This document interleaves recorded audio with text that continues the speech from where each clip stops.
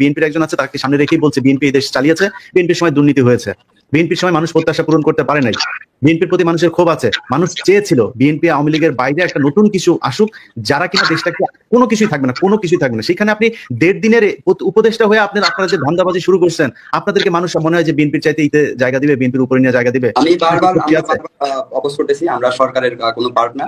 সরকারের যদি কোনো ভুল থাকে, ভাই আপনার কি মনে হয় আমরা এখানে যারা আছি, যারা শুনছে এগুলো, তা আমরা কি মানে দৃষ্টি প্রতিবন্ধী নাকি মানসিক প্রতিবন্ধী? সরকার নেই, আপনি সরকার পদত্যাগ করেছেন।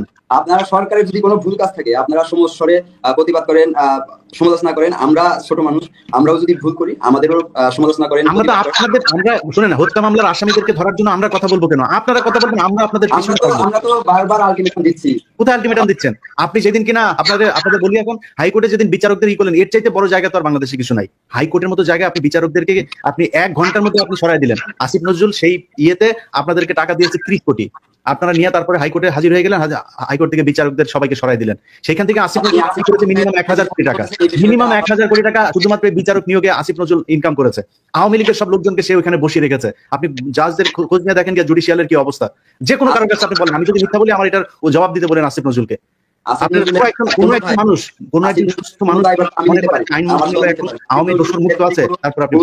দুর্নীতি করে থাকে, এটার এভিডেন্স সহকারে আপনারা এখন জান না কেন আপনি সময় টিভিতে খুনির আসামি, আপনি আইন মন্ত্রণালয়ে মাসুমের বিরুদ্ধে জান নাই কেন? আর আসিফ নজরুল বললো আর আপনারা মব নিয়ে চলে গেলেন, হাইকোর্টে যা বিচারকদের অপসারণ করে দিলেন, ছুটিতে পাঠিয়ে দিলেন। এখন জান না কেন? মাসুমের সরাইতে জান না কেন?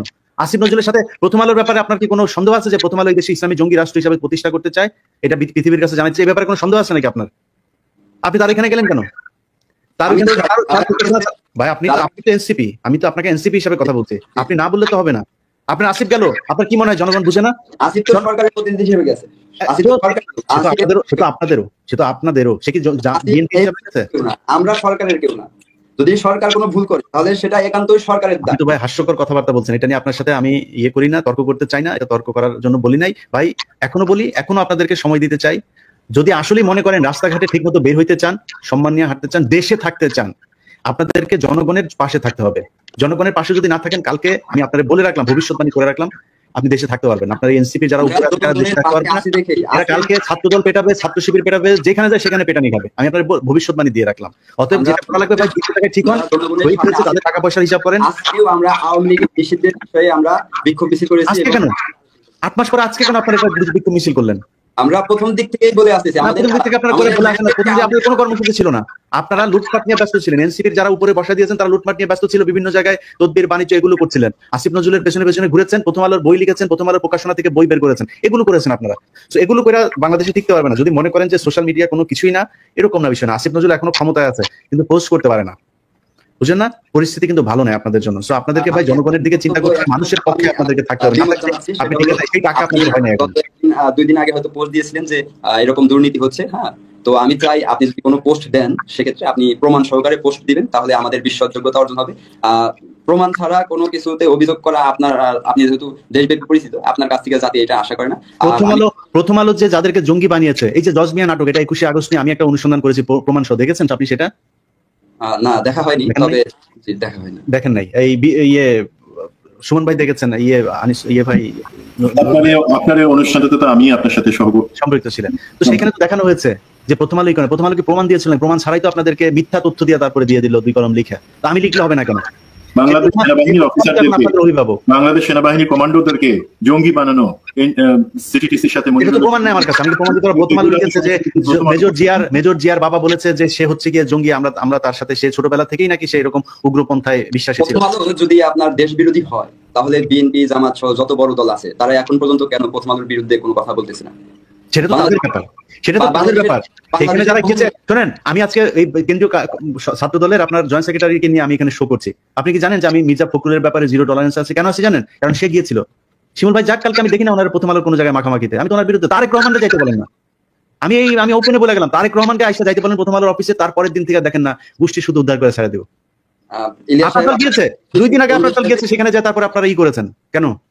আপনার কাছে একটি অনুরোধ থাকবে, আপনার অনেকগুলো অভিযোগ আমরা দেখেছি, আপনি আমাদের সিনিয়র নেতৃবৃন্দ যারা আছে তাদেরকে একদিন নিয়ে আসেন, জবাবদিহি করেন। পাশাপাশি নেতৃবৃন্দরে আবু সাইদের ভাই পায় না, আমি কোথা থেকে পাবো বলেন?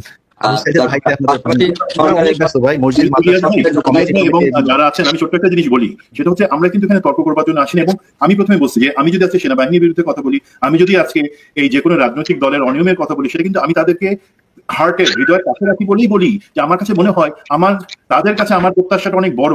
আমি যদি একটা অনিয়ম ধরাই দিই, মানে হচ্ছে আমি চাই তুমি একটা আদর্শ দল হিসেবে জনগণের প্রত্যাশার জায়গায় আজকে আসছো, এত রক্তের বিনিময়। সুতরাং আমরা সমালোচনা তাকেই করবো যাকে আমরা শুদ্ধ হিসেবে দেখতে চাই। প্লিজ আমাদের আজকের বক্তব্য, আজকের আলোচনা মনে হয় এই লাইনেই থাকা উচিত। জি সুমন ভাই, আমি আপনাকে সবার সাথে একটা জিনিস শেয়ার করে অনুষ্ঠানটা শেষ করি। আপনি যেটা বললেন ইসমাইল ভাই, যে আপনাদের কেন্দ্রীয় নেতৃবৃন্দ, আমাদের কয়েকদিন আগে আপনাদের সাথে একটা মিটিং, ভার্চুয়াল একটা মিটিং হয়েছিল, সেখানে আমরা কথা বলছিলাম, হাসনাতের সাথে কথা বলেছি, সাজিসের সাথে কথা বলেছি, নাহিদের সাথেও একটা ছিল, সেটাতে আমি যোগ দেই নাই। তো বিষয়টা হচ্ছে যে সেখানে তাদেরকে বলা হয়েছিল যে আপনারা এই মুহূর্তে 3টা কাজ করেন। আচ্ছা, 3টা কাজের মধ্যে ধরেন আপনাদের অভিযোগ না যে বিএনপি হচ্ছে গিয়ে চাঁদাবাজি করে।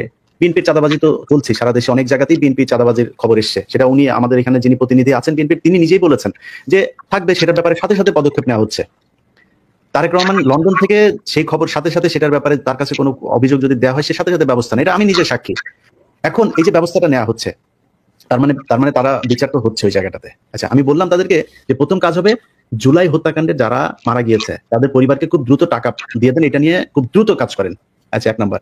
2 নাম্বার হচ্ছে এই চাঁদাবাজির কথা আপনারা যেহেতু বলছেন, আপনারা এক কাজ করেন, সেনাবাহিনীকে নেন, পুলিশকে নেন, তাদেরকে দেন কারা কারা চাঁদাবাজি করে। আপনি কালকে সারা বাংলাদেশে অন্তত 1000 জায়গাতে আপনি কান ধরে লোকজনের উঠবোস করে বসায় রাখবেন। এ শিবিরের হোক, জামাতের হোক, এই ছাত্র দলের হোক, আওয়ামী লীগের হোক, যেই হোক, সারা বাংলাদেশে করে মানুষ দেখবে, দোকানদাররা দেখবে যে ইয়েস, বিচার হচ্ছে, আমাদের পাশে সেনাবাহিনী পুলিশ দাঁড়িয়েছে। তারপরে কিন্তু দেখবেন দোকানদাররাই ধরে চাঁদাবাজি করতে আসলে ধরে গণধুলাই দিবে। এটা করেন। আর আরেকটা কথা বলেছিলাম, প্রবাসী যারা আছে, আপনি জানেন প্রবাসীদের উপরে কি ধরনের, মানে আজকে সে আসিফ নজরুল, আমি এখানে শোতে বসেই দেখছিলাম, সে পোস্ট করেছে 30% ডিসকাউন্ট দেওয়া হয়েছে প্রবাসী লাউঞ্জ, যেটা এয়ারপোর্টে করা হয়েছে, প্রবাসীরা আসলে ওখানে খাবার টাবারের উপরে 30% ডিসকাউন্ট দিয়ে এটা পোস্ট করেছে। অথচ আসিফ নজরুল মালয়েশিয়ার যে সিন্ডিকেট, ওই সিন্ডিকেটের কাছ থেকে সে নিজে অন্তত 500 কোটি, আমি এটা এমন বলতে পারবো কিন্তু কমপক্ষে 500 কোটি টাকার খেলা। সেটা কোন খেলা ওইটা নিয়ে আমি একটা অনুসন্ধান করছি, আপনি তথ্য চেয়েছেন না, তথ্য সহ তারপরে আমি দিচ্ছি। এটা আসতেছে, এটা কাজ করতেছে, আসিফ নজরুল কয়েকটা কাজ করতেছে, এগুলো হচ্ছে। এই হচ্ছে অবস্থা, তারা সেটা করে নাই। আমি তাদেরকে এই কথাটা বলেছিলাম, বিএনপি শিবিরের জামাতের 2 জন আছে, তো আমি তাদের সামনেই বলি আজকে, আমি তাদেরকে বলেছিলাম যে ভাই, আপনারা যদি নাকি জনগণের মন জয় করতে না পারেন, কালকে ছাত্র দল আপনাদেরকে পেটাবে, ছাত্র শিবিরের সাথে পাবেন তারা পেটাবে, আশপাশে জনগণের পক্ষে কাজ করেন তারা পেটাবে, আর সবার আগে সবচেয়ে পেটানিটা যেটা খাবেন সেটা হচ্ছে আপনার যে সমন্বয়ক আছে তাদের হাতে খাবেন। সেই সমন্বয়কদের হাতে পেটানো খাওয়া কিন্তু শুরু হয়ে গিয়েছে। নাহিদ বরিশালে যা প্রোগ্রাম করে আসতে পারে নাই, এটা হচ্ছে না, শুরু হয়েছে না, আরো দেখবেন সামনে। অর্থাৎ আজকে অনুষ্ঠানটা দেখে মনে হয়েছে আমরা বোধহয় এনসিপির বিরুদ্ধে বা ইসমাইল ভাইকে খুব বেশি আক্রমণ করা হয়েছে। ভাই, আপনাদের প্রতি আমাদের সম্মান আছে। 5 তারিখ আপনাদের যে ভূমিকা, এটার জন্য আপনাদেরকে সারা জীবন রেসপেক্ট করতে চেয়েছিলাম, কিন্তু যখন প্রথম আলোর অফিসে যায় আপনারা প্রথম আলোর বই প্রকাশনা করেন, এরপরে আর আমরা স্থির থাকতে পারি নাই।